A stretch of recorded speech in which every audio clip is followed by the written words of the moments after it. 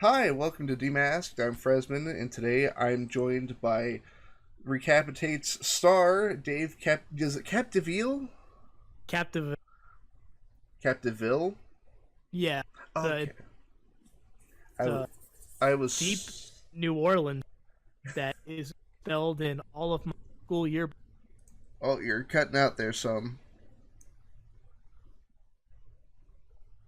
Oh.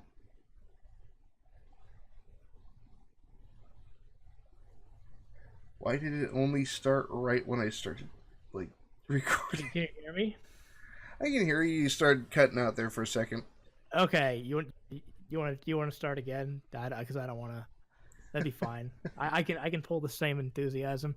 I think I don't know what's with my Discord. Like I sound crystal clear when I'm doing push to talk, but when I just have it on voice, it starts to break up. So I'm just gonna keep the space bar held down. Well, let's give it another shot. Okay. Welcome to Demasked. I'm Frezzman, and today I'm joined by Dave Capdeville, host of the Recapitate podcast and writer. Is it writer on Hazbin Hotel? Yes, it is. Yeah. They don't let me do anything else. They just keep me in a room with a pen and pencil. So I let's see. Of course, in pulling up Discord, I covered my outline. So I heard of you, not surprisingly not through Recapitate, but through, I believe, a mutual acquaintance of ours. Oh, who would that be? Uh, Pat on Twitter, Pat Man. Oh, Patrick. Yeah, Yup. yeah. He's a big funny meme boy who posts way too much. I like the first episode of Demasked. I interviewed him because he's the only person who responded, and I think he's a pretty cool dude. Nah, I love Pat. I haven't talked to him in a long time though. I want to catch up with him, but yeah, no, I knew Pat like a long time ago because we used to do stuff in big Discord. Actually, no, I'm sorry. At the time, it was a big Skype group, Hmm. so we would hang out then. Uh, but yeah, no, if you're friends with him, then I'm sure you get thrown into that circle. Once in a while, I try to be on Twitter, but with like work schedule, and I just don't understand what's going on. I try. Now, I've usually it's sort of a tradition on the show that I try to look up something obscure about the person that I'm interviewing. Oh no.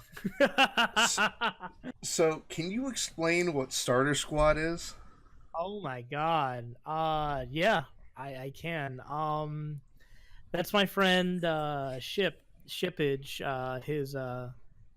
His animated series on his YouTube channel.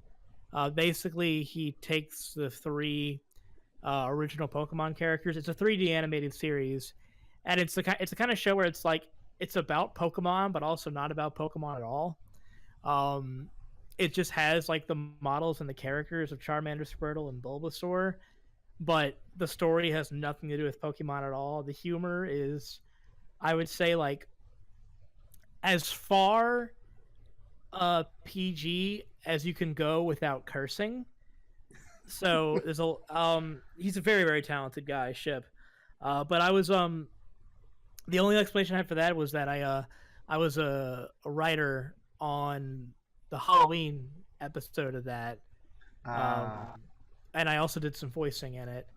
Uh it's a great series though. If you haven't watched it, it's you don't have to like Pokemon to enjoy it. It's just really funny. And So it's on YouTube, isn't it? yeah, it's just youtube.com/shippage. Okay. I'll have to here. Let me like Shippage. SHIPP. You can just type in probably ship starter squad and it'll come up. Probably. Uh, it's pretty decently popular. Ship's like an incredibly talented guy.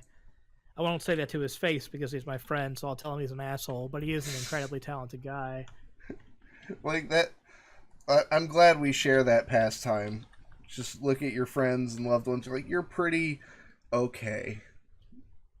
Well, that's how you gotta be. Is that like, man? There's a lot of people who they spend all their time with their friends, just like, for lack of a better term, sucking each other's genitals to like. And I'm like, man, if you can't mess with your friends, then like, what's the point? It's always weird to me, like when people like they try to like mess with me, like on like Twitter and shit or in YouTube comments, and I'm like, dude, I don't know you, but then like I'll like fuck around with all my friends. It's like, yeah, because I've had actual human interaction with you before, Mm-hmm. but I don't know you, like, you know, Goku Blaster 69 on Twitter. I'm not gonna like interact with you like I would my friends. Well, But well, even then, like with a total stranger, you can't really gauge like how far a joke can go. no, and it doesn't help the fact that, you know, text form social media, it's impossible to understand sarcasm Or unless you have a decent sense of humor, yeah, oh yeah, definitely. which sucks for me because like 95% of my humor is like sarcasm. So like I constantly f word myself. Am I allowed to say I already cursed? Who cares? Oh yeah. I should have asked that beforehand. Oh, don't worry. There's no like I do not feel. This isn't a show for babies, is what you're telling me. Yeah, I don't fear the algorithm as others do. Dude, I gotta tell you, like, I never worried about the YouTube algorithm. Like, all my uploads, like, for, like, the old podcasts were, like, over an hour long, filled with cursing, Mm-hmm. uh, like, copyrighted stuff. I just never monetized anything because I didn't care. I So never cared about making money for that podcast. The only thing I ever made money on is I sold some T-shirts, and because it yeah. wasn't about that, I just liked doing it. Mm-hmm. And like, well, how did Recapitate start? Was it just kind of like a spur of the moment, like, you know what, I won't really want to talk about horror movies to somebody, and I want to record it. Well, it was a little bit. Actually, it was also several years back. I did a podcast with a few artists and musician friends of mine called Doodle Club, which was it was the five of us just joking around like this. Uh, but that's how we all got our start. Was we had this mutual collective, and we did like I want to say like 35, 40 episodes of that, Hmm. and we did that for like 2 years. And it started to get some decent attention. We brought on a lot of cool people, but it was kind of that time where uh, we were all kind of fighting ourselves, sort of Mm, like what we were interested in, what our like creative abilities were, etc. And it hammering was out the around, details. yeah, and it was around. I want to say like maybe like halfway into that time in my life where I really started to get more and more knowledgeable about horror stuff. I always liked horror stuff. I mean, but I was never really like truly fascinated or became like uh like started to know way too much about all of it until maybe like 4 or 5 years ago. Mm-hmm. Um, but through that podcast process, I had kind of wanted to do my own thing after a while, as much as I loved doing it to those guys because they're all really talented and funny. But I just knew I kind of wanted to do my own thing, and I guess nobody else was in my circle, at least, was really covering those kinds of films or that kind of like subculture, if you want to call it that. Yeah, yeah. And I just saw the opportunity one day. It was like my friend Travis, who did the pilot episode of that with on Peter Jackson's Brain Dead, Mm-hmm. because we it was just on YouTube, and one night he and I were just watching it together, and I was like, you know what, I'm just gonna do this, even if it sucks, I'm gonna try it out. So like 2 days later, he and I recorded an hour of discussing that film, which became the first episode of Recapitate, which fucking sucks. That episode is terrible because it's Hey, like I thought it was it's good. no, it's a proof of concept. So I mean, it's basically a proof of concept because it was right around the time when I was starting to really come into my own editing wise and like all that stuff. Mm-hmm. Um, because like if you did listen to Recapitate, I appreciate it. But if you were a casual listener, you'll know that the progression went from kind of like generic just talking to by the end it was like a full-fledged radio program. It really varied kind of the style of how I did it. It was because I was trying to constantly one up myself, even if it was like stupid shit, which there was a lot of stupid shit in that, to be fair. But no, for the most part, I'm rambling on about this, but like it really was just I became like really obsessed and knowledgeable with horror and B-movie stuff, and I was like, I want to continue doing the podcast stuff because it's kind of what I went to school for. It's what I was kind of known for at the time, but I wanted to set myself apart, I guess, was what it was. So that kind of set me on my own path. So that's the long and short emphasis on long of it. Well, like I had an issue doing Demasked when it first. I shouldn't say started. This is only like the 5th episode? Question mark. I haven't counted, but I was worried about giving it a central theme, and I was worried like, do I just talk about video games or movies? And then like it actually doesn't really have to have a central goal. No, it doesn't. And a lot of people, to be fair, struggle with that concept when doing podcast stuff. Like in my case, for instance, like the Doodle Club podcast, which was the old podcast, it was supposed to be about a group of like artists, animators, musician, writer, and like, you know, all this stuff. And we ended up just like, you know, making like 9/11 and Mr. Blobby jokes. So it's like, so in retrospective, we didn't follow the formula we set at all. And so then I went to quite the opposite, where like Recapitate had basically no real structure, but it always had to relate to just the topic or area of horror. And but I didn't want it to be just a like, you know, like, hey everybody, welcome back, my name is Dracula Dave, today we'll be talking about Frankenstein with Boris Karloff. It's pretty good, like 6 out of 10. I didn't want to do that shit, you know, because that's just like like Bob for apples and a vat of acid, why don't you? Because because I feel like, and what you're doing yourself falls into that too, is that like when you give yourself room to like jump around, but you're still able to come back constantly to the main theme of it, that's what people are going to get more kick out of it, because it brings out more of the personality in you but also you still have like a thing they can constantly go back to and being like, oh, I wonder what this horror movie this week he's going to talk about. Like, it always made me happy when, because it was never big or anything, I'll never try to say that, but like it always made me smile whenever people would like DM me or like email me about like, can you do this one, can you do this one.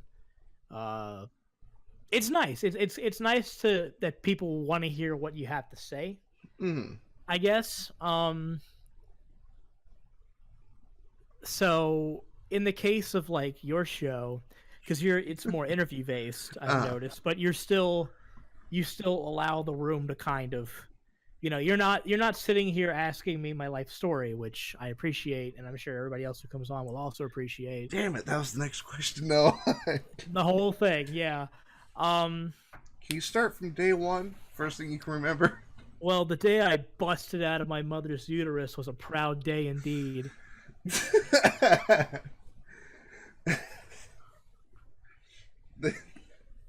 Damn it. So, with, like, I watched the first couple episodes of Recapitate. I try to do as much research on whoever I've gotten to agree to answer my emails. Oh, well, thank you. No. And I gotta say, like, I heard about Recapitate, but I hadn't really gotten around to watching it, just because I have a hard time picking up new shows. And, like, I started way, episode 1, Dead Alive or Brain Dead, and like the minute like oh yeah, I know that movie, and then like to hear you guys like go over the central plot and like the kung fu priest. The greatest character in cinematic history still. Yep. He should be in the next Avengers movie. He's gonna save everybody. The only one capable of defeating Mr. Thanos himself. Grimace himself. But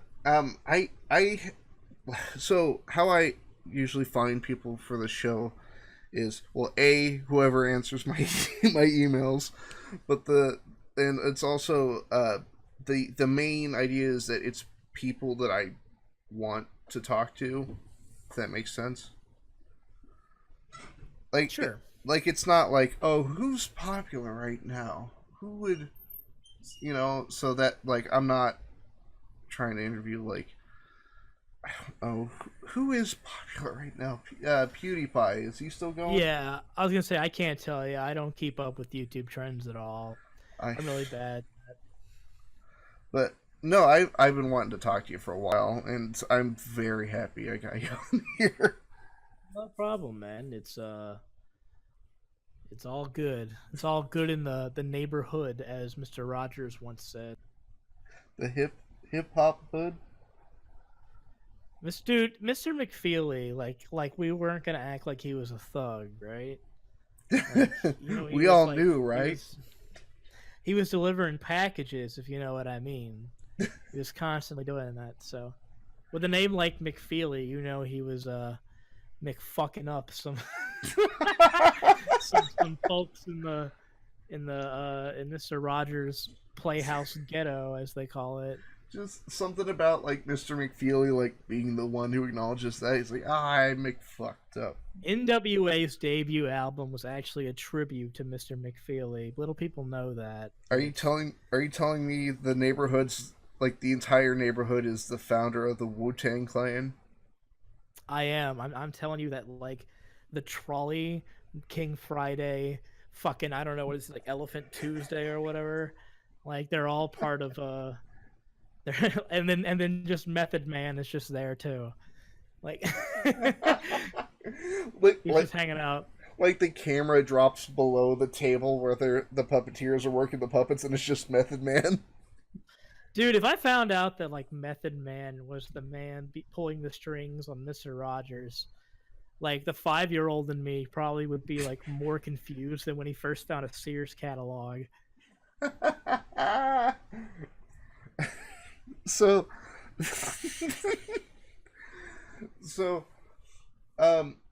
as you mentioned before, Recapitate was a primarily, horror-based podcast and a horror discussion podcast.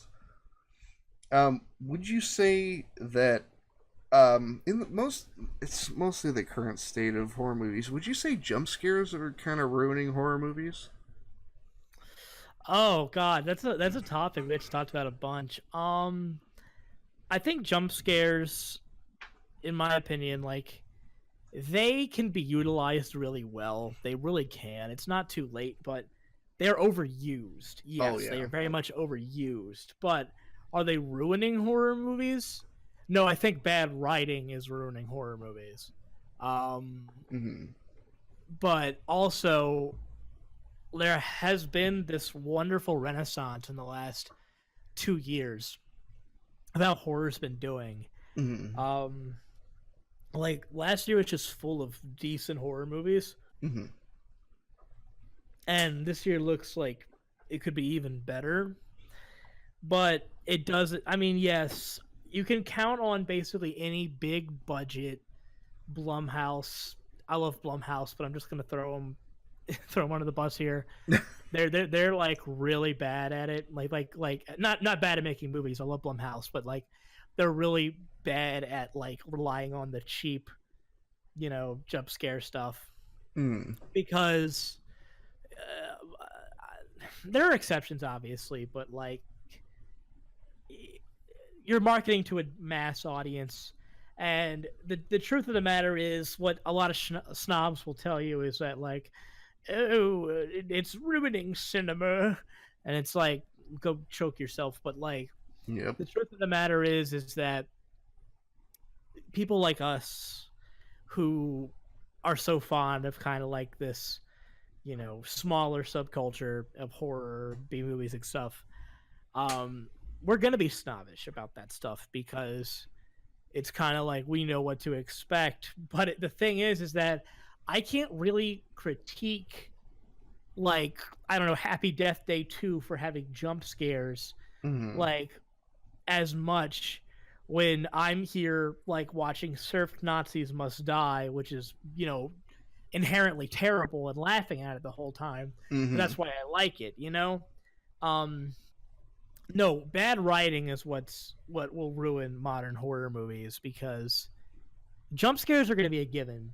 Almost every single, no matter how good it is, there are exceptions, of course. There always are, but almost every good horror movie has at least one jump scare. It's just going to happen. Mm-hmm.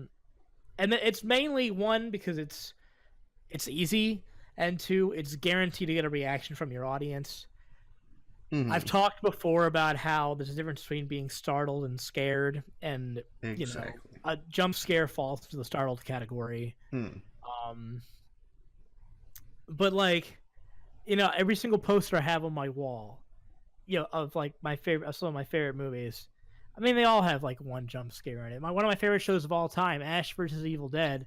It's a genius show, and there's jump scares all over the place. They don't bother me, but I know why they're there. You know what I mean? Yeah. People who are like, "Oh, if you take out the jump scares, it would be perfect." I'm like, it really wouldn't.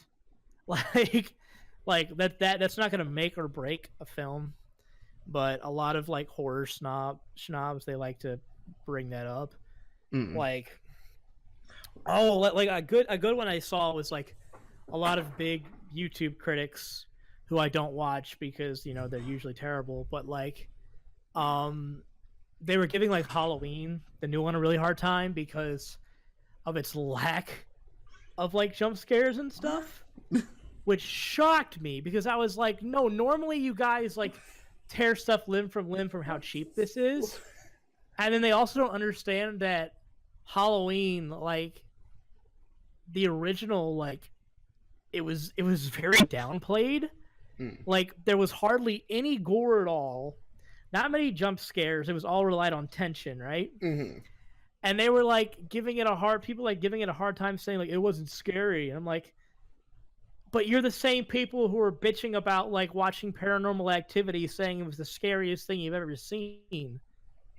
So what I'm basically saying is a general audience like that, like, for example, Halloween 2018, the general audience is not going to see Halloween 2018 because they want to see that franchise done right again. They're going to see it because it's a scary movie during the month of October, and they know who Michael Myers is. And that's fine. Like I know I'm sounding condescending here, but that's actually fine because that's what horror movies are marketed off of. Horror movies are my bread and butter, but I will say in an instant that yes, they're technically trash. Like now I probably shouldn't go on record saying it like that, but like I'm so confident of like, what I love that I can tell you that the genre of horror, there's a reason why it doesn't get pulled at the Oscars. It doesn't get put in the Oscars.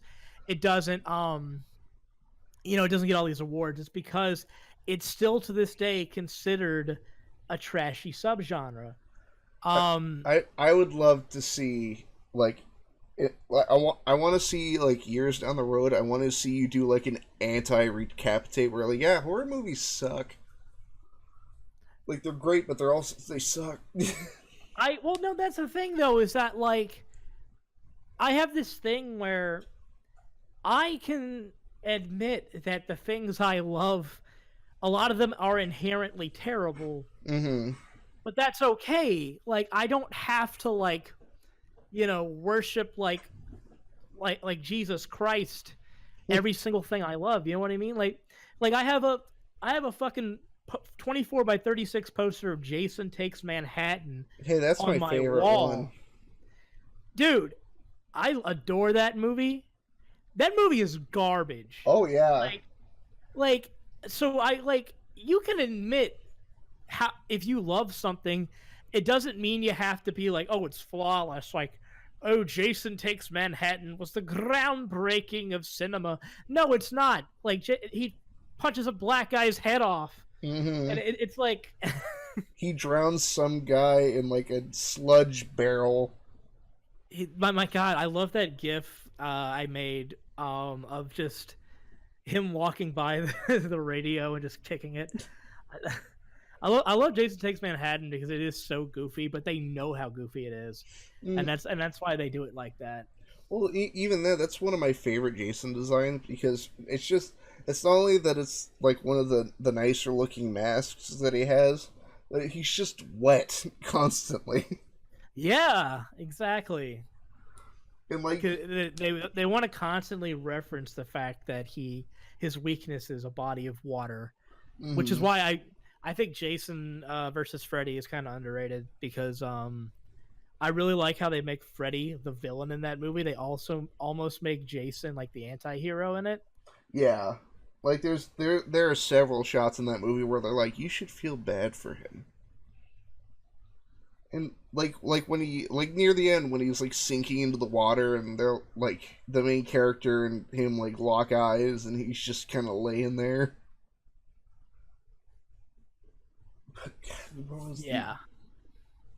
I've well that and like with like part 8, no matter what the setting, after seven prior movies, you see somebody that is dressed like that and wearing a hockey mask. It's not like, oh, that's a guy in a hockey mask. It's like that's Jason fucking Voorhees. And Yes. and even when he's in like Times Square surrounded by people, I'm like, everybody needs to get the hell out of there. But that kind of goes back to what I was saying about the general audience thing. Jason falls into that category like Michael where he's so recognizable that he's so marketable. Mm-hmm. A new Friday the 13th comes out. There are going to be two kinds of people. The people who are like, oh, a new Friday the 13th installment. Are they going to be able to redeem the story? Are they going to continue with that? What Mm-hmm. kind of, how canonically are they going to connect it to the franchise? And the general audience is going to be like, oh, Jason, I know him. It's spooky time. Let's go watch it. And that's why they throw in the jump scares. Mm-hmm. So yeah, I guess to make the long run around, the jump scares. I mean, I don't love them, but I know why they're there. So what would constitute like an ideal scary movie? Like other than cheesiness, like what would constitute an actually scary movie? It's kind of hard because I unfortunately kind of fucked myself Mm. um a long time ago when I started doing this or Recapitate when I did it. Because I watched so many horror movies now that I've become very desensitized. Oh yeah, Um, definitely. so it's honestly a lot harder to scare me now than it was when I was younger. When I was young, I was terrified of everything. No, same Like here. I told a story on the podcast before about how there was like one Halloween where I was so scared of like the skeletons hanging out. I had to stand outside while my mom bought my costume for me. Oh. And now I've like flipped 180. So I guess I got it like scared out of me when I was a kid. So so did you I'm assuming you went to Spirits Halloween. Spirit Halloween I didn't go to until I was in around like high school because we didn't really have. I'm from Baton Rouge, Louisiana. Okay. We really didn't have. They were kind of still up and coming at the time Sure. when I was younger. They hadn't franchised out yet, so we went to Party City. uh, Well, I mean, it's it not was like bad. it was like the cheap $20 Party City skeleton at the front. That made me want to stay outside. I I used to have like an irrational fear of Spirits Halloween, and there was, like every year, like you could almost mark down the day. My parents would be like, "It's not that bad. Come on, look, it's all fake," and they're like grabbing like fake decapitated heads and like squishing them. Like, look, it's entirely fake, like, but it's still staring at me. It, Yeah, did you have the ones where you became so accustomed to like some animatronics scaring you when you walked in the door that you would open it and then you would like do like the double take before you walked in? okay, so it's actually pretty funny that you mentioned animatronics because I do have something about that. Not the ones that they have nowadays where you step on the pad and like a spider jumps out at you, Yeah, yeah. but like I remember when they started showing up in Spirits Halloween more and more often, and they specifically had a special at one where it was a life-sized Jason Voorhees and Freddy Krueger, right? And like looked super real, and they like you walk by them and then they move and make a sound, and Yeah. so I'm at the door and I'm like 12 at this point. I'm like, I don't think I want to go in there. And my mom's like, it's fine. Come on, let's just walk in. I'm like, all right, as long as they don't move, I'm good.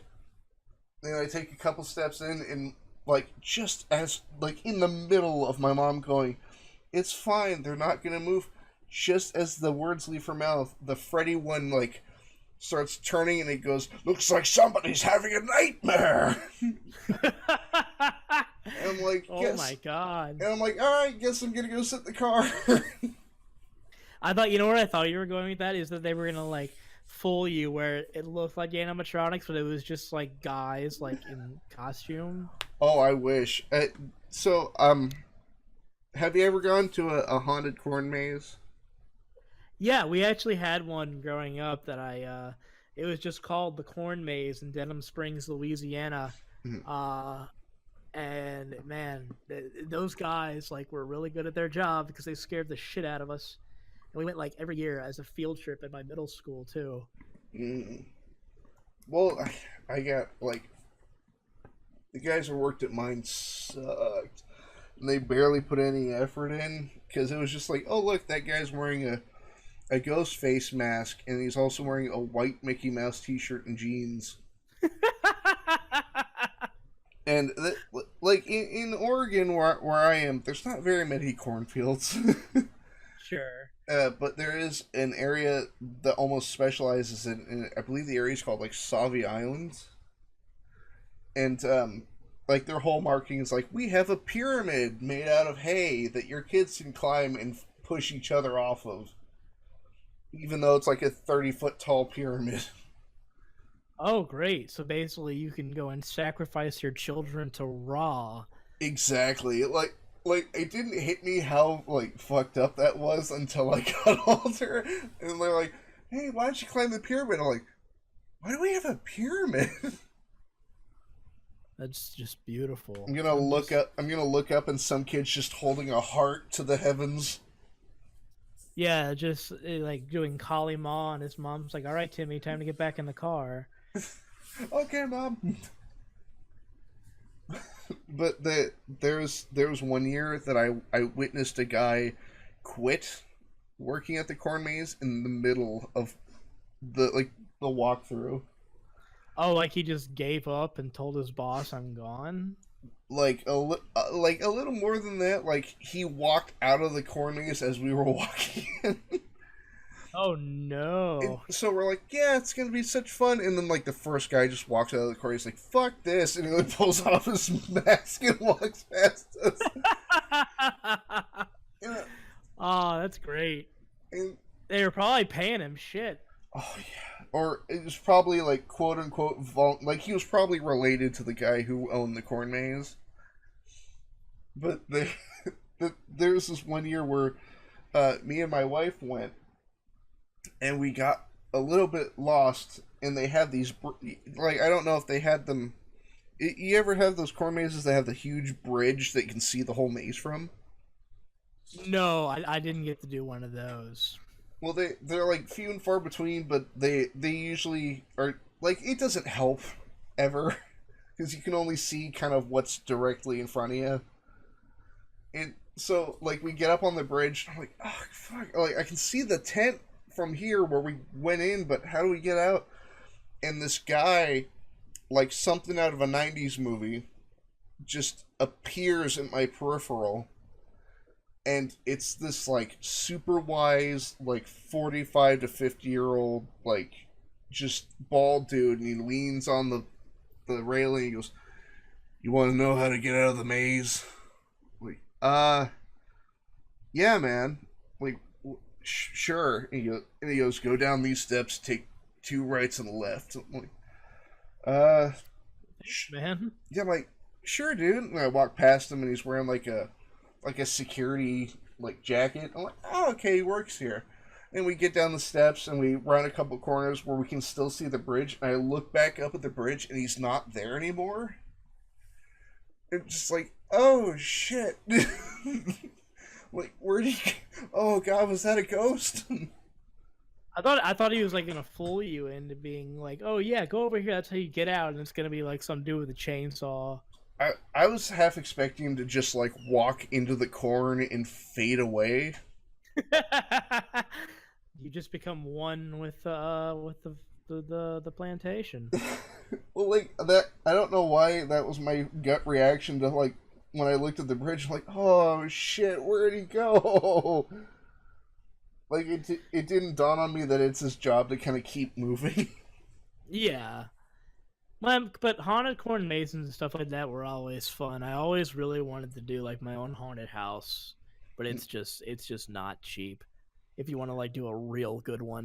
Oh yeah, my a buddy of my dad's, I for the life of me, I don't know how he made the connections that he did, but something about him being in a band led him to be friends with a monster movie makeup effects artist. Oh, that's cool. And so they built this like 20-foot tall like genie looking thing where there's a guy on stilts on the inside like controlling the arms with pulleys and shit. And like they had that thing in a totally non-threatening setting, just like in his garage, without it being like dressed up. And like my dad's like, go check out that giant genie. I'm like, no, I'm not getting close to that. I'm fine. Giant spooky face staring down. I don't think I'm gonna go near that. But jeez, like, what would you say would be like the first scary movie you watched? The first I ever watched. I mean, I can tell you two instances. Like, when I was like real young, like way younger than should ever be, like my dad rented Terminator, and he said we're gonna watch this, and my mom wasn't home that night, and my dad kind of always was pushing for me to discover a lot of more adult stuff early on, Mm-hmm. which in hindsight I'm very thankful that he did. Mm. Uh, but we watched Terminator when I was like 10, maybe, and I remember that like all the violence, like I was like half like this is awesome and like this is terrifying, but I was like I said I was always kind of like a big baby, and I saw Evil Dead 2, which is my favorite movie of all time, at my friend's house one day when I was like 13, 12, 13, around that age. Mm. And it was the first time that I found myself laughing watching one of these scary movies. And it kind of like taught me that like this can be fun. Like it's not just like, turn it off, turn it off. Mm. Like there's more to be seen here. And I started to get into it more and more. I started watching more like Halloween specials and stuff. And then I started watching more actual horror movies. And then like my dad had a lot the old stuff that he let me borrow. So over time, kind of that, and I think besides the fact that I just love Evil Dead 2, just kind of that what it did for me kind of sanctifies it as my favorite movie. I would even say, honestly, there are movies that I think have more rewatchability and I like watching often more than Evil Dead 2, but that will always be my favorite film. Yeah. So What? like I'll give you an example. Like, Sure. I think An American Werewolf in London is a perfect movie. But I would say Evil Dead 2 is my favorite. I think that's what, like, kind of what I would say. I I didn't start with Evil Dead 2, but on technicality, it ended up being my first R-rated film, Army of Darkness. Yeah, that's what a lot of people say. A lot of people say that, and they also say Killer Clowns from Outer Space. Mm-hmm. In fact, I was at an event a couple weeks ago, and I have a Killer Clowns shirt, and I wore that. It was like a premiere thing, and I got several comments that said like, "Oh my god, that movie scared the shit out of me when I was a kid," and I vastly underestimated just how many people were like grew up with that movie. Mm-hmm. I met the Chiodos at Son of Monster Palooza in Burbank, and I was talking with them, and they were telling me about just like that's the most thing they ever get is like more than like their other stuff like Team America is about killer clowns. Like, you guys like scared the shit out of me, made me afraid of clowns, which is funny because you watch that movie now and that movie's hilarious. Like, Killer Clowns from Outer Space is so good because it is that beautiful line of being both intentionally and unintentionally hilarious. Mm-hmm. Well, I asked a clown about that recently. Like a real clown. In a way, I asked David Thornton, Art the Clown. Oh, I see. Yeah, yeah. I had him on Demasked, and that was actually one of the concerns I had. I'm like, which I'll ask you as well. Do you think that clown movies have ruined the business of being an actual clown? I'm one of those few people who don't find clowns scary in the least. Mm-hmm. But I do kind of understand where that idea comes from because unfortunately, even though I myself don't set in that mindset at all, that mindset is now permanently there of people. The first thing you think of a clown, you don't think of like you think of Pennywise, you think of Yep. the Killer Clowns from Outer Space, you think of like back of a van with a knife to your throat. That's what you think of. Mm. So I would definitely say it hasn't helped. Do I think that alone ruined clowning? No, I think clowning itself ruined clowning Oh because yeah. because it's kind of an outdated entertainment art form. Like, I mean, I still love the circus, but there's a reason why Barnum and Bailey doesn't sell out every time it goes somewhere. Well, even then, even like the early introduction of like clowns into, I'd venture to say, a more modern media, like Bozo the Clown being on vinyl records. Like, they hadn't nailed down what's funny to a kid. Yeah, I would say that with vinyl records, though, it's kind of weird because vinyl records have gone from being mass marketed to outdated to now they're hugely popular again. Yep, because of the hipsters. Yeah, like I myself even fall into that trap where I've started collecting I collect like I basically put my favorite albums. I get the vinyl of them just because I think it's a cool collector's item. Sure. But like I'll even call myself out for being that because I don't even own a record player. I literally just like I own like Dead Man's Party, Warren Zevon's Sentimental Hygiene, and like Talking Heads Speaking in Tongues, and they're just on my shelf.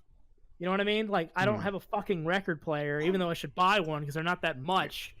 But no, it's just a collector's thing. But it's weird how like, and I myself heavily fall into this. What I'm about to say, the concept of nostalgia right now is so marketable. Like it's insanely marketable, and I don't think it's going away anytime soon. There are a lot of people who are sick of it. I'm kind of indifferent because I do a lot of stuff that kind of involves myself into that. But at the same time, I'm never going to allow myself to just be like, "Do you remember that?" Like, hey kids. So, I guess the whole nostalgia thing too is I think it's great. Like I love cleaning up like old commercials and spots. I have the other Twitter account where I do that. But that's mostly just a personal hobby. It's not like I'm going to be like aiming to make my profession off of talking about old shit. I say that now, but you never know what the future holds. But I think there's a difference in like how people do it. Like kind of presenting and informing and educating or making like there's a difference. What I'm trying to say, there's a big difference between like saying, do you remember this? Do you remember this? And then being like, well, here's what this was, and making jokes about it or informing about it. Those are two very different things, I think. So like some of my biggest influences fall into the correct category, like James Rolfe and Joe Bob Briggs. Yep. Because those guys took those like, you know, that concept and they rolled with it, but they made it entertaining to learn about this niche culture, as opposed to just being like, do you remember Jason Voorhees? Like,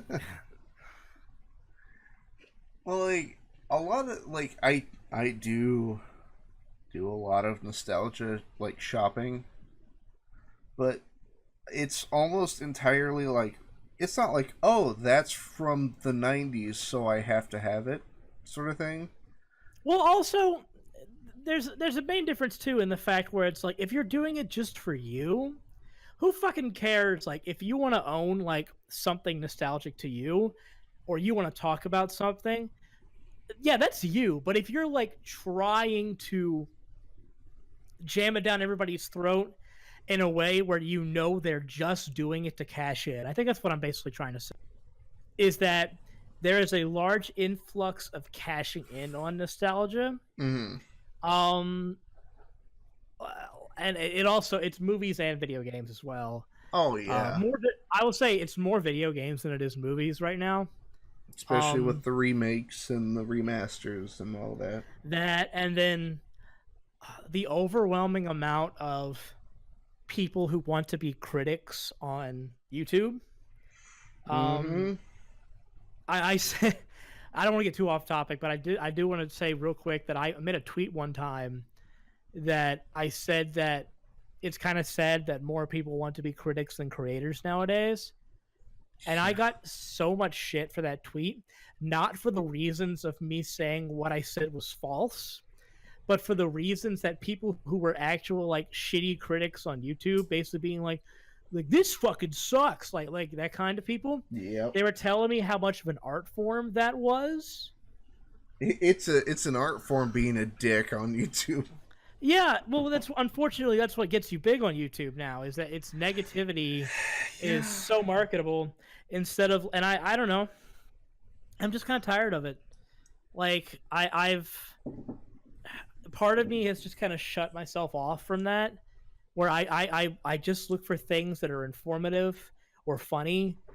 I don't, negativity is just, I mean, I'm negative. We're all negative. Like, yeah.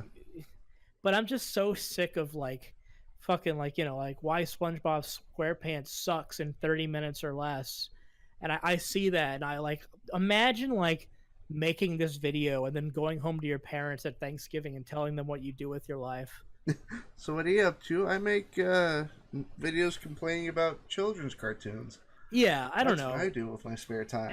And there's a good chance I'm very minute on this, which is fine.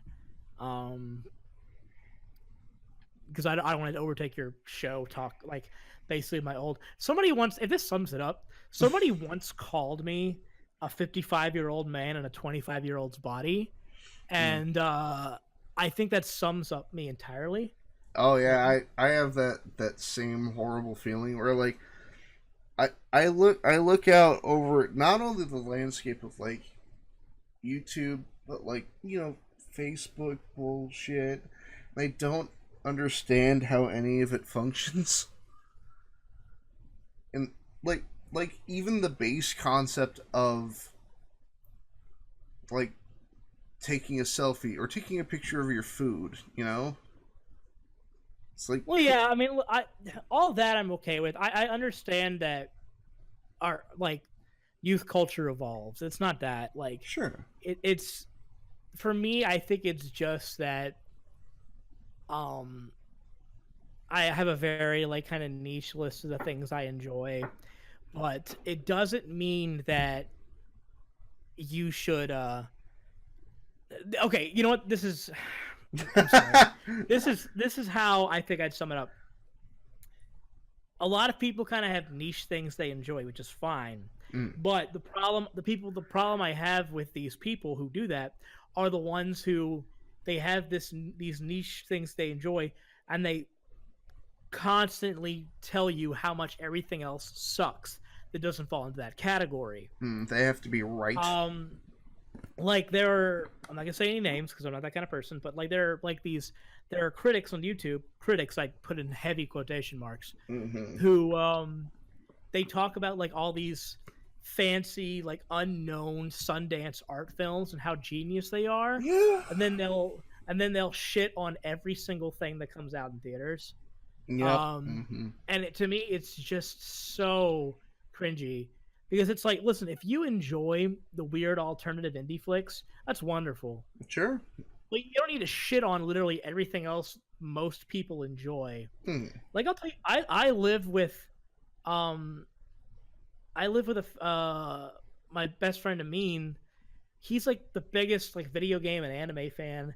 I don't understand half of it, but every time he talks about something, I always listen. I let him say his piece.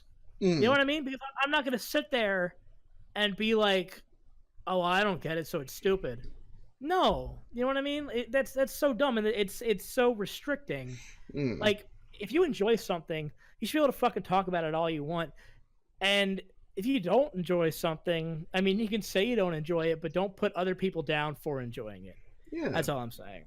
Well, even when it comes to like, you know, critics on YouTube, the thing that I think makes a good, like, in using the term loosely here, a good critic is it's not explaining why something sucks or why it's good, but if you explain to me why you enjoy something, like say somebody talks about the most hipster, just bullshit Sundance like film festival movie. Like, oh, it's great, and they leave it at that. That's not enough. I need, like, if you were to go into like, here's no. Oh, sorry. No. You're absolutely right, because, people who like enjoy that stuff, I got no problem with. I think anything people enjoy that makes them happy is wonderful. Like, unless like you're like, you know, like touching kids. You don't have to leave that in. But, yeah. But I recommend you take that out actually. Oh no, I'm gonna boost the audio just to. Yeah, perfect.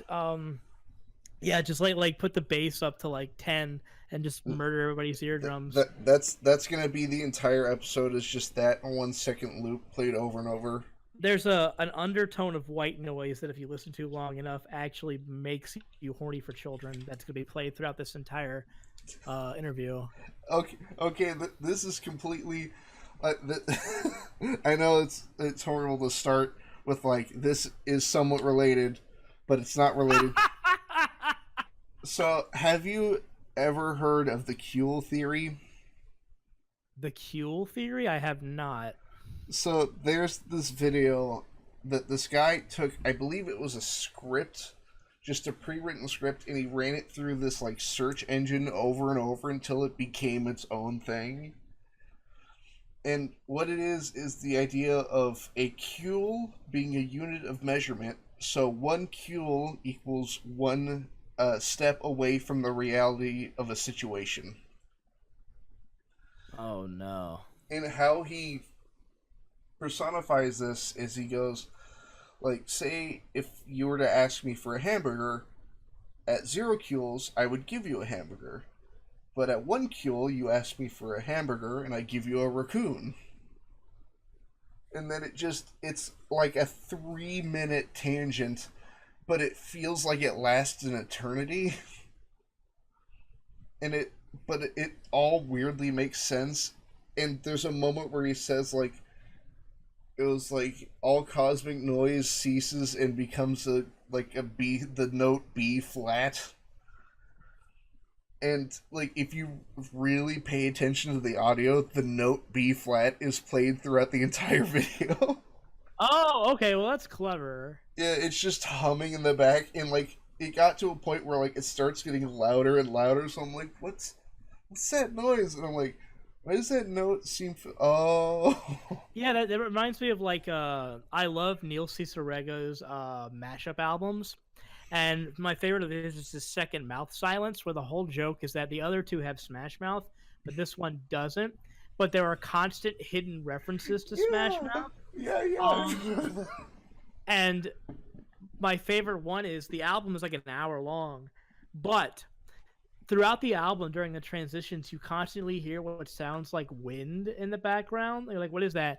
If you speed up the album by like I want to say like 16,000 or something, it's just the entirety of All Star, like slowed down incredibly enough that it just sounds like wind. So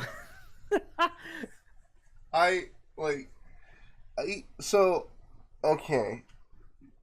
Do you ever play like Gary's Mod?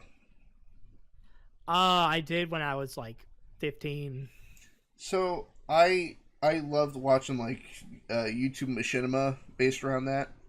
Oh yeah, I remember the like the Gmod idiot box and stuff like that. You know, it's funny. I also got him too. Oh really? Yeah, I got Desmo. Yeah, that's one I really remember liking. I remember there was one because there was a time where like I really enjoyed like Gary's Mod and like Source Filmmaker animations, but like I used to really love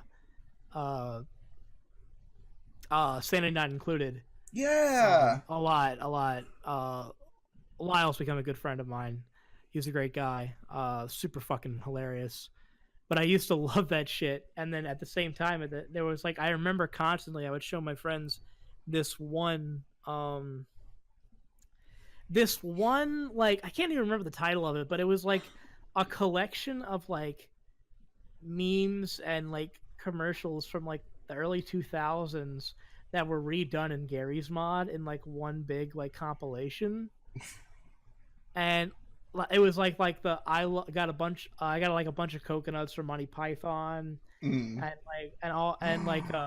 the Bill Cosby like. I know which one. Yeah, you remember that, don't you? It's Idiots of Gary's Mod. That's it. That's exactly it. Yeah. By and Ixon. I remember because I worked when I was like, it was when I was like 15, 16 years old. I worked at a summer camp. And my friends and I would constantly watch that video. The counselors and we thought it was the funniest thing in the world. I would say grew up on that, but like most of my teens were spent watching those. You know, Daspo shit, Icton, was it DJY 1991, Kitty 0706. I was also a big YouTube poop fan. I still think some of them are funny. Like CS 188. Is like the best YouTube pooper out there. Mm-hmm. I'll put that down. There's one where he does a bunch of old like 80s commercials, and it's hysterical because like one of them is like he just messes with all the audio in like a Juicy Fruit commercial from the 1980s. God, I'm sorry. Like I can try to be as sophisticated as I can nowadays, Hmm. and that shit just makes me die. Like to this day. Well, there's this like way back when Gary's mod video that still it is the dumbest shit, but it makes me laugh so hard, and it's just 100 ways to die in Gary's mod, right? And it's way back when Mhm. like before YouTube even made like the jump to 720p. Oh wow, yeah. So that's like in the rate 5 stars era. Yeah, it's so compressed to shit, but it's like it's so fucking funny to me. But like God, there was what's it called? You ever watch the King of the Hill ones? I do remember the King of the Hill ones. Yes. Like Durham Rockers? Yeah, I remember. I've told the story before, but I have a story about the one where the Boggle one. If you remember that, Yes, I do. Boggle. I have a story about that because my friend went off to be he's still at the Naval Academy of the United States. Mm. He wants to be a Navy SEAL, and he's gonna do it. I know he will. He's almost done, but Mm. like, so he's like super disciplined by this point, right? Yeah. But he was also friends with me growing up, and we loved to death that the King of the Hill, the Boggle YouTube poop. And I remember to this day he still claims it wasn't him, but I'm pretty sure it was. They were at 5 a.m. Doing a morning kind of like march jog kind of thing as a unit, Mm. and they were all standing at attention. It was very quiet, just in the dead of like 5:30 in the morning, and somebody, he claims somebody, just in the silence of the dawn, just goes Boggle, and everybody starts just giggling and cracking up to the point where the instructors are screaming at them, "Do not laugh! Do not laugh!" And they all had to do push-ups. And it was direct reference to that fucking YouTube poop. Like I can just imagine just like crack of dawn and it's just echoing through the Yeah, and forest. it's a bunch of like 20 to 30-year-old like training Marines and Navy SEALs just cracking up at this terrible King of the Hill edit. Wow. It just goes to show that like stupid humor is universal. Mm-hmm. Like I don't care like how high of a pedestal you put yourself on humorously. Like you could have like the most dry thing ever. That shit'll make you laugh. Oh yeah. Especially like the real like it seems to me the funniest parts of those videos are the really simple edits where it's like somebody's doing something but it gets keeps getting played like backwards and forwards over and over. Dude, my roommates give me shit because I say sus like unironically Mm-hmm. sometimes. Like I think it's the funniest fucking edit word is just sus. Like because it's also like the easiest. All you do is just like reverse any audio sound with starting with the letter S. What was that one from like CS 188? It's like the commercial where they're talking about like replacing pipes under a house, but they keep saying the judge. Oh yeah, yeah. There was also, I think there was the same one where it was like the one where it's like Santa Claus and it's like supposed to be like holiday Hershey's chocolate. And the little girl's like, "Santa, it's holiday chalk." And then it just shows Santa like eating chalk and he dies. And I just fucking lose it every time. Cause it's just like the simplest like edits and tweaks. That's what makes them really funny. The ones that go like super overboard, I'm like, eh. The ones that are like really simplistic are what gets me. Mm. Well, the ones that are just like noise are the one that I can't do. Yeah. It's just screeching noise. I know we've swerved well off the road, and the car is somewhere at the bottom of the cliff. Gosh, it disturbs me to see you, Gaston, taking your dumps. like that one also I remember gets me. Yes, I'm dating all of my decorating. Yeah, that one. I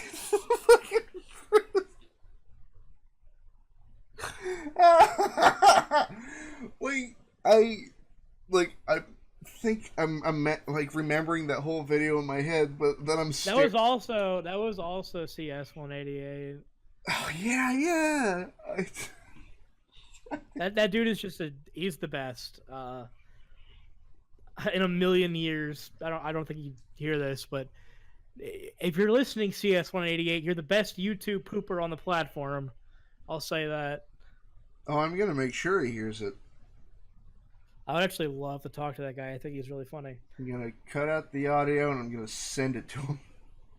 Just make it say sus. But like I can so clearly remember that video, and I'm staring at this outline. I'm like, there is no correlation. Shit. Nope. It's just sometimes you remember shit, you know. Oh yeah. So, I've got a hand on the wheel trying to steer it back onto the road, even though cars at the bottom of the cliff. Let's avoid that traffic. Let's hop back in. Even though the car is upside down in a ditch. So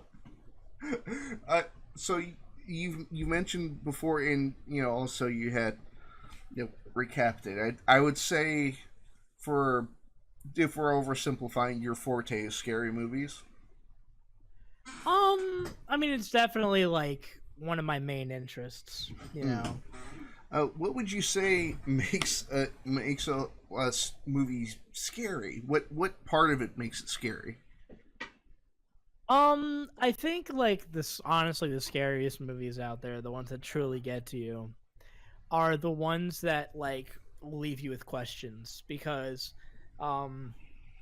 there's nothing scarier in my mind than what your mind can conjure up when something's unanswered. Because you think about just the simplest shit, like being left on red with a text message, wondering what someone's going to reply with in an awkward conversation. That scares the shit out of you, right? Yeah. When a movie doesn't reveal everything, or doesn't, kind of answer every single question, or makes you think it was real, psychologically it messes with you in the same way. And that's why those are the ones that really get to me personally. The ones that just keep you guessing. I think the ones that really get me are usually scary movies nowadays are more of a spectacle than anything. Sure, that's fair to say. And something that makes a scary movie work in a way is if it can make me uncomfortable. Like the more a movie can make me want to stop watching that movie, the better that movie is.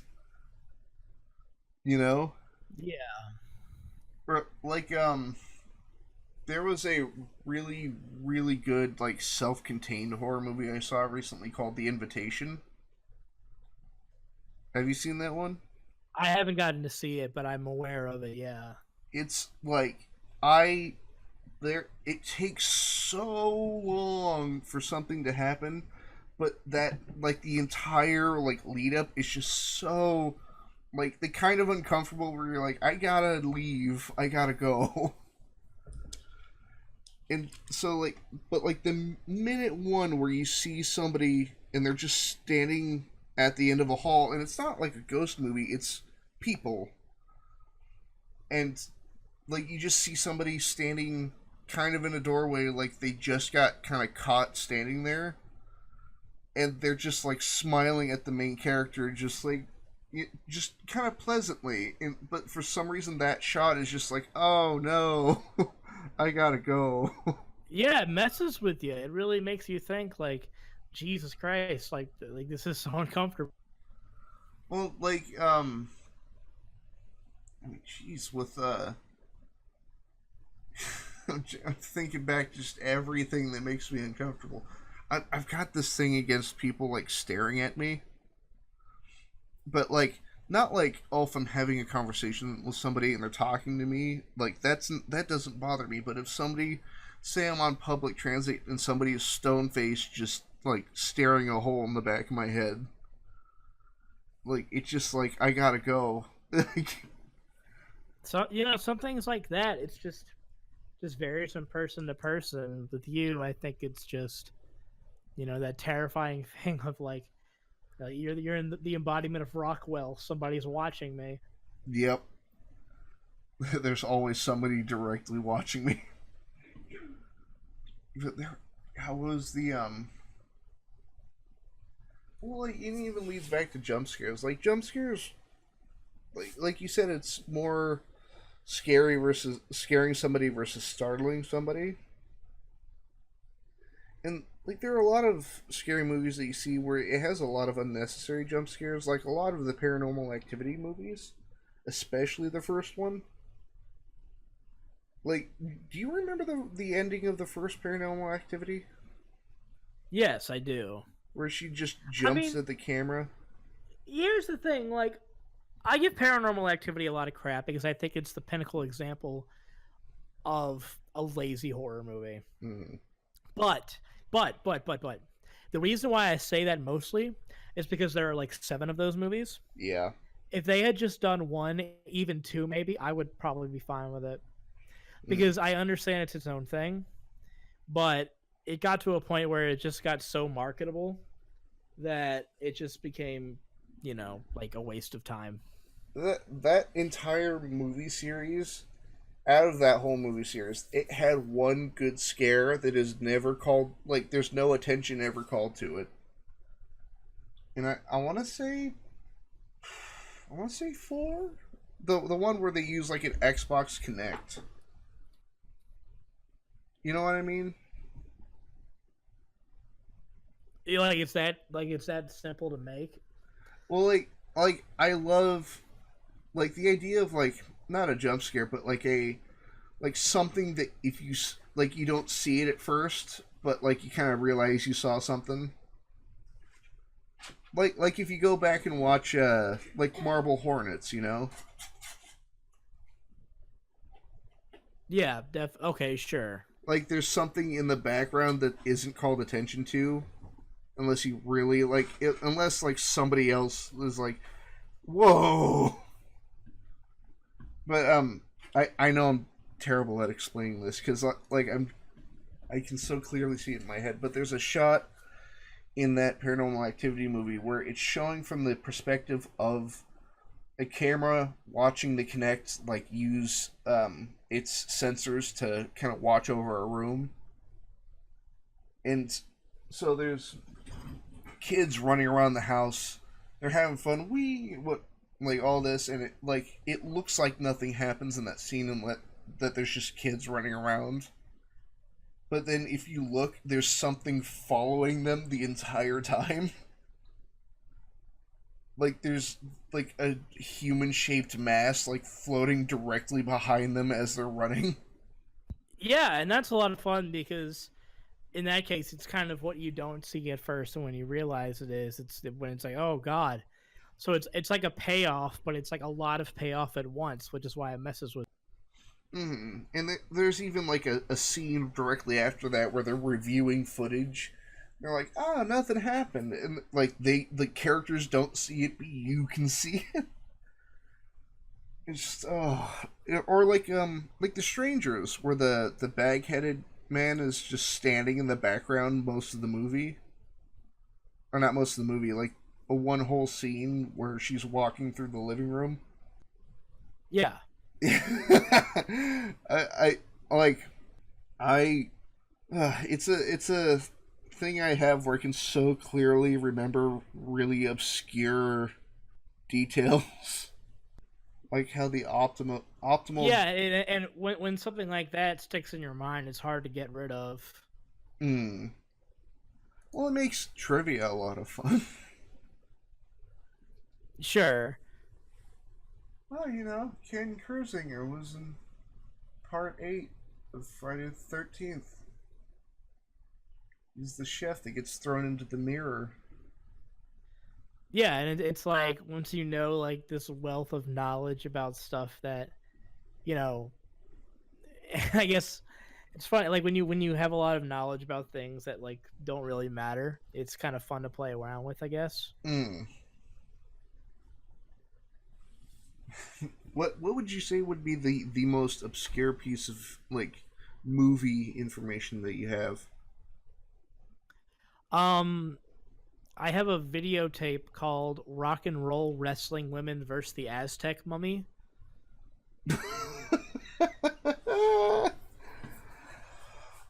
Okay. And I've watched it, and I can tell you like the names of some of the fighters in it. And yeah, I mean, I know a lot of like really just like weird like. I mean, a lot of it's kind of general knowledge now, but a lot of it is kind of like more reliant on like the actors or like what went into the making of some of the practical effects and stuff. Oh yeah. That stuff kind of intrigues me. Hmm. Like there are one of my favorite things in the world to do is to explain people the plot of Bubba Hotep, the Don Coscarelli movie, I and just see them look so fucking confused. mm-hmm. I And then I have to do it, just watch it. It's a lot better than you think it sounds. I actually tried to explain that exact movie recently, and I I couldn't like well there's JFK, but he is JFK, but he was abducted before he got shot. That's one thing. Like I love in that movie how they don't. Either way, either he's actually JFK, dyed black, or he's just insane, and either way, it still works. Like, and they even like half prove it near the end of the movie. yeah, but not enough to like make you really be like, okay, it really is JFK. It's like his whole like, oh, they put a chip in the back of my head. I have a scar right at the bottom of my hairline, and Elvis like, ah, whatever. You're just talking out your ass. And then when JFK gets knocked over, like Elvis is like, oh, let's check, and he sees the scar, and he's like, oh, son of a bitch. Yeah, the thing is though, is that what's interesting about that is that like, yeah, it could be that, or it could just be like the guy had brain surgery and that's why he's fucking insane. Mm. Like, so it's like they never really give you a straight answer. Going back to that again, but in that case, it's just funny. Mm. That movie's great. I love recommending that movie to people, especially like trying to explain it. I've been trying to convince like it's odd because I've been trying to convince my wife to watch a lot of scary movies, but she you won't. Oh, I see you, honey, but you won't watch the Friday the 13th movies with me, even though they're not really scary. They're more cheesy and campy. But you'll watch the Human Centipede with me. Hey, that was as a joke, okay? Human Centipede is just Human Centipede is fascinating because the concept of it like is actually inherently a great concept because it's reviving one of those classic shock movies like I Spit on Your Grave or Serbian Film or something like that. Mm-hmm. But the problem is that they made like 3 of them. Oh yeah. Well, even then, like each movie is like one level outside the original film. Yeah, and then it starts to just get ridiculous where it's like, oh, this guy saw the actual movie and so he decided to recreate it. And I'm like, I mean, I guess that's like an excuse to make a second one. But did they really need to be like Human Centipede 2? Even like Human Centipede 2, I can like kind of see the reason behind that. Like he's a fucking weirdo, and so I can understand him like seeing that and it's like, I want to try that. But then you get to Human Centipede 3, where those 2 previous movies are movies themselves. And so they're like, that's a great way to rehabilitate prisoners. So let's get like 60 people. connect them. Yeah, it starts to get silly, for lack of a better word. And it goes from just like the I wouldn't say simplicity nor the nuance, but I would say that at least for the first movie they boiled it down to the moment that you are supposed to be horrified is the minute they are connected. But then, like, two comes around, they're like, look at all this crazy shit around the outside of this main event. Yeah, and it gets more and more batshit Yeah. because it's just expanding to a point where it's just like, okay, this is ridiculous. So, I've I've been I've been trying to keep up, but I'm not too terribly good at keeping up on not drama, just news in general. So I saw that you're working on Hazbin Hotel. Has that come out yet? I saw a sort of teaser for it. No, the whole pilot has not come out yet, but we've released several clips of the actual pilot. Mm. The whole thing is being heavily worked on. Like, the whole thing is locked. It's just that a 30-minute pilot takes a while. Oh yeah, definitely. It is I'm not joking, it is a 30-minute animation pilot. And is it hand animated? Yeah, well, I mean, it's all it's all done in Toon Boom and TV Paint and stuff. Mm. No, I mean, the whole pilot's been written. We're just doing the last things. It's been a fun thing to work on, I will say. It's been a blast. So are you just working on the pilot, or are you going to be working on the show like from here on in? We'll have to see what happens. I mean, so far, I've kind of like solidified myself to be involved, but also I don't want to say I'm attached to something full time on if Vivian decides, Vivzy Pop, the creator, Yeah. decides to keep me on, I'll be flattered. I'll do it in an instant. But I also understand if things are different. So we'll have to see. But right now, I'm still involved. So. What else are you working on, or is that kind of the main thing right now? No, I mean, that's like one of the bigger things because there's still a lot to do with that. But Sure. the other thing is I actually ended Recapitate very recently because I'm focusing this year on making a pilot for a new show, which is sort of basically still in the vein of the horror and B movie stuff, but it's more like an actual horror hosting program. Okay, yeah.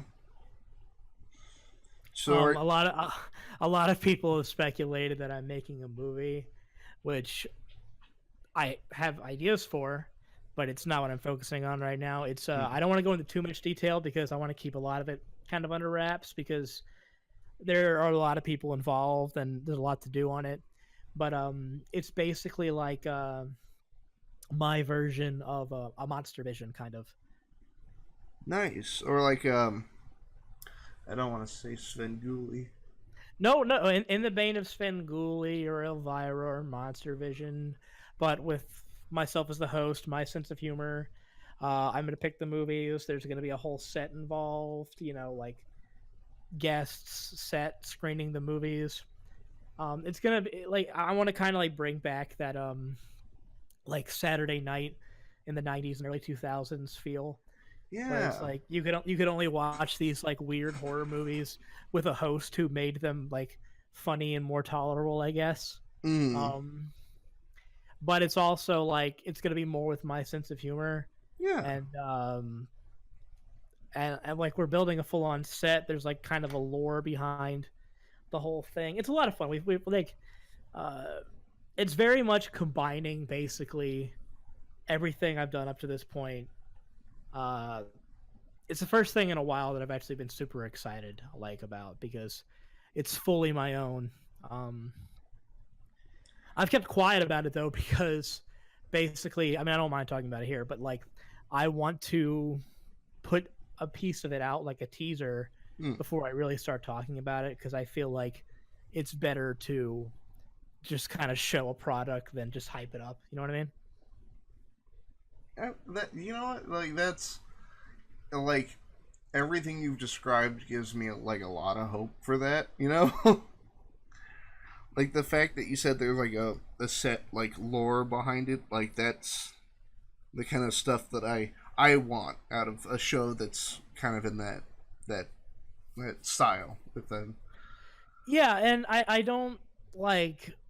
I will say, like, if you're listening and you enjoyed Recapitate, I really think you're gonna like this a lot. It's basically everything that show was, except a lot bigger, a lot bigger. 'Cause it's not a podcast; it's an actual like on camera show.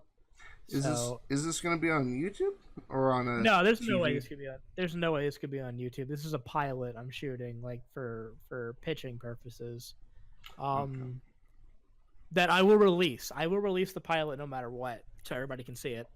But the thing is that I'm also like, the reason why I could never be on YouTube is because I'm also going to be showing a movie in its entirety. I break it up like like every 15 minutes or so, kind of. It's basically like a block. It's kind but there's gonna be a little bit more like in between segments, like talking about the movie, making jokes, having fun, but there's also going to be some more kind of like interaction between like the film and stuff. So like I know it doesn't help much to compare things, if that makes sense. Like I know certain people hate it when it's like, oh, so it's like this, you know what I mean? Yeah. But I'm trying to say it without being insulting. Not you can just say it. It's not gonna insult me too much. Well, no, it's not an insult. It's gonna like go back up into a compliment. Hear me out. So from at least what I can tell, it's gonna be sort of a mystery science theater, but horror based. Yeah, there is one aspect of the show that is very influenced by Mystery Science Theater, but it's not the actual show itself. It's actually the opening. Sure. Which that is one thing I will say. My plan is I am going to release the opening, because there's actually going to be a full-fledged theme song and opening to this show. Sure. I am going to release that as like a big teaser. That's my plan. So we're he's shooting that sooner than later. Well, in sort of uptaking back, into a compliment. I'm not trying to say like, oh, it's like that. No, trust me, you're not offending me at all. The reason why I say it is that's the only part that's really like Mystery Science Theater. Yeah. Is because in MST3K they kind of tell the quick story of like Joel or Mike, like in that 1 minute theme, and it kind of does that in my show as well. It kind of, I'm sort of playing a character, except I'm not changing who I am, but I am a character in the show as the host.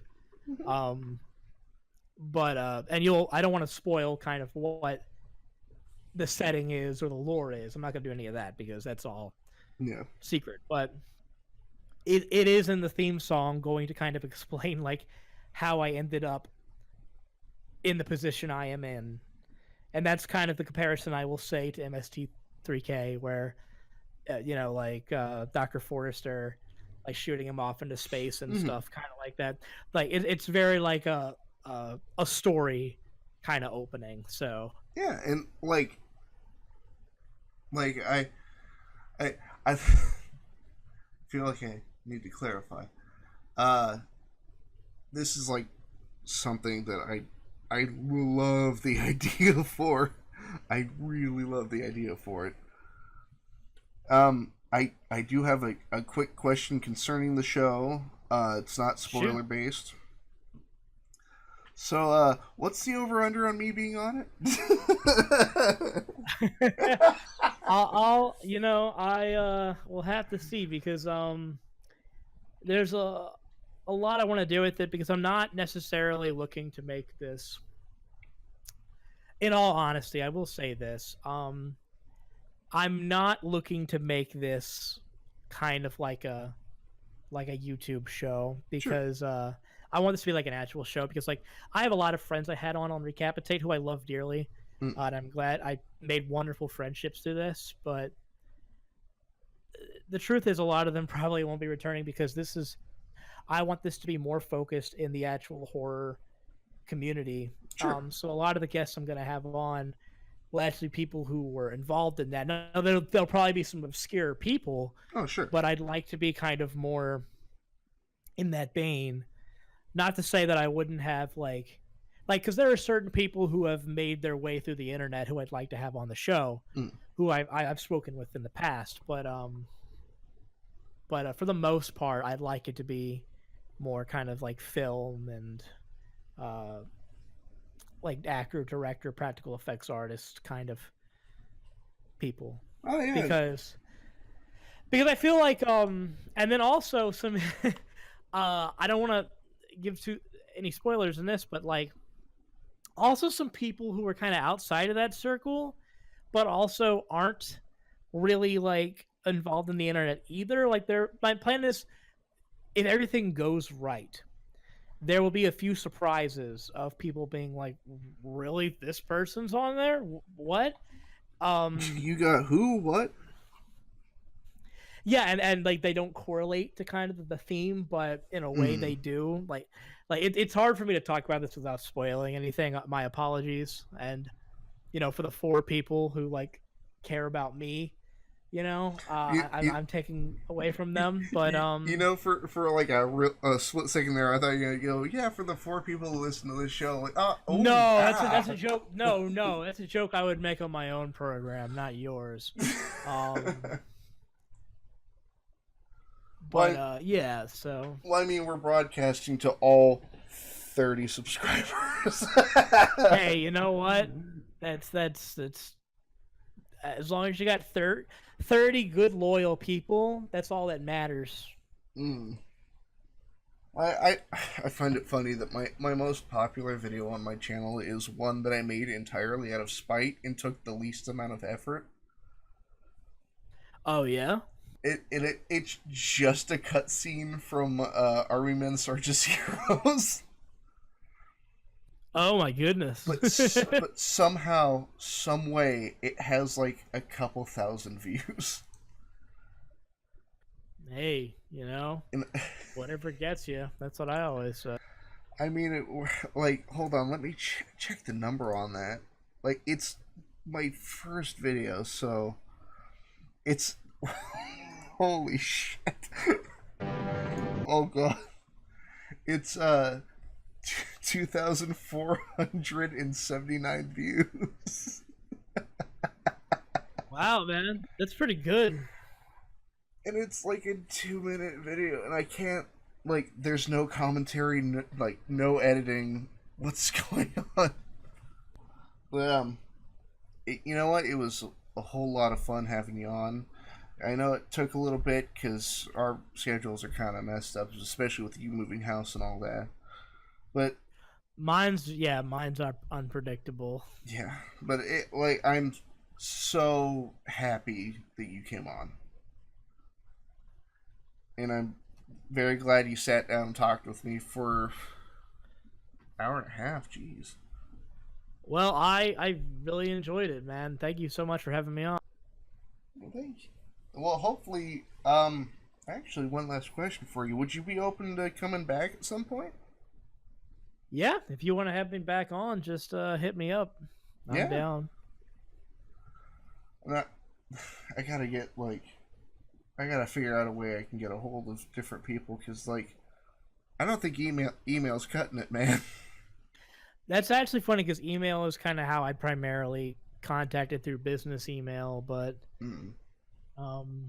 yeah, just like I said, just be professional in the email, explain kind of what it is, and you'll pick up. I'm sure you will. I'll definitely share this too. So. Oh, thank you.